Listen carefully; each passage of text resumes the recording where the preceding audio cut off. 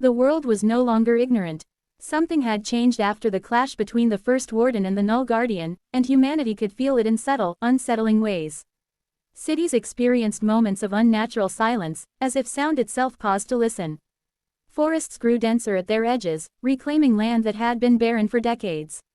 Even the oceans behaved differently, tides moving with a rhythm scientists could not explain.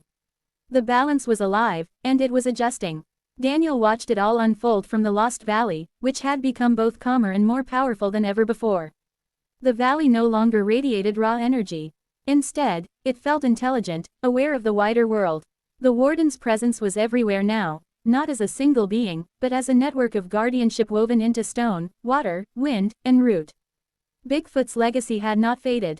It had multiplied, but evolution always invites resistance. Deep within the fractured space between dimensions, the ancient intelligence that once commanded the rifts observed the aftermath with growing concern. The Null Guardian had failed, not because it was weak, but because it lacked understanding.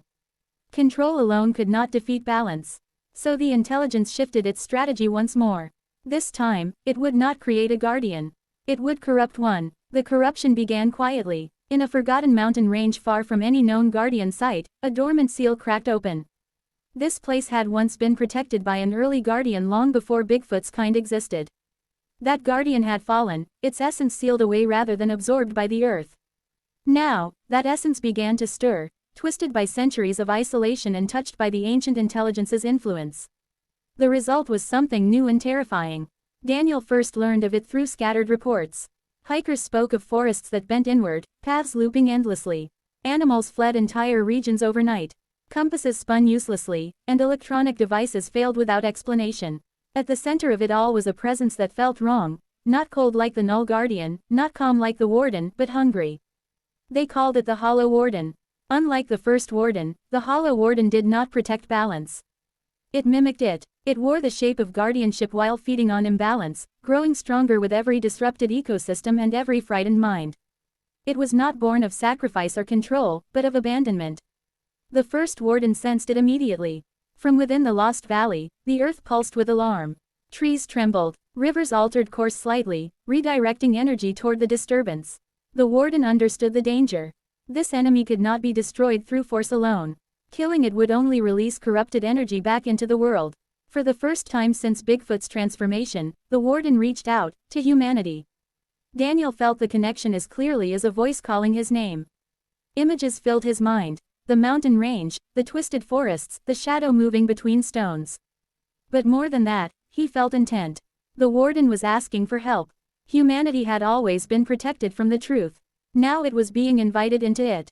Daniel wasn't alone. Across the globe, others experienced the same pull. Scientists who had studied anomalies their entire lives, indigenous elders who had guarded ancient stories, children who sensed things adults ignored. They were drawn not physically, but mentally, toward the truth of guardianship. The Hollow Warden struck before they could fully gather. Entire valleys collapsed inward, not through destruction, but erasure. Life simply vanished, leaving behind perfectly still landscapes devoid of energy. The Hollow Warden absorbed everything, motion, sound, growth, leaving behind silence that even the wind avoided. The First Warden intervened, emerging fully for the first time since the Null Guardian's defeat. Stone and light formed its body as it stepped into the corrupted mountains. The ground stabilized beneath its presence, resisting collapse. For a brief moment, balance returned. Then the Hollow Warden revealed its true nature. It spoke, not with words, but with emotion, rage, loneliness, betrayal.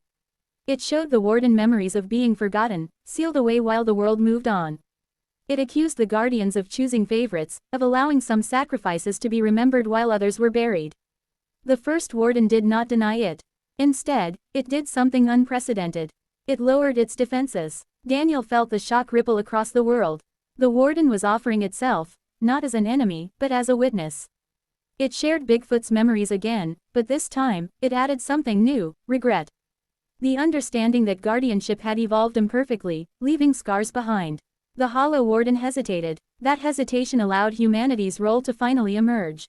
Guided by the Warden's connection, Daniel and others began acting, not with weapons, but with restoration.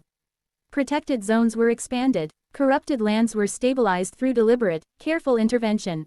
Humanity, for the first time, chose balance knowingly rather than accidentally. The Hollow Warden weakened as imbalance diminished. But the ancient intelligence had not retreated. It watched with fascination. Guardians evolving. Humans participating. The system it sought to control was becoming unpredictable again. And unpredictability was dangerous. So it prepared its final response.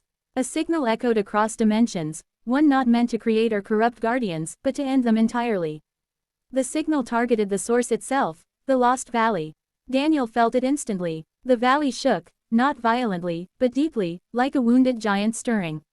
The ground cracked at the original stone platform where Bigfoot had merged with the earth. Light flared, then dimmed. The Warden turned back toward home. The Hollow Warden, sensing the greater threat, made a choice of its own. It followed. Enemies and protectors converged, drawn by the same truth. The Lost Valley was not just a place. It was the anchor of guardianship on Earth. If it fell, balance would unravel completely. As the three forces approached, the First Warden, the Hollow Warden, and the ancient intelligence pressing from beyond, Daniel stood at the heart of the valley, knowing that Part 33 was not about a battle. It was about a decision. The Age of Guardians had reached a crossroads. Sacrifice, control, corruption, and choice now stood together, waiting to see which path the world would take. And for the first time in history, humanity would not be watching from the shadows. The valley's light rose slowly into the sky. The final convergence had begun.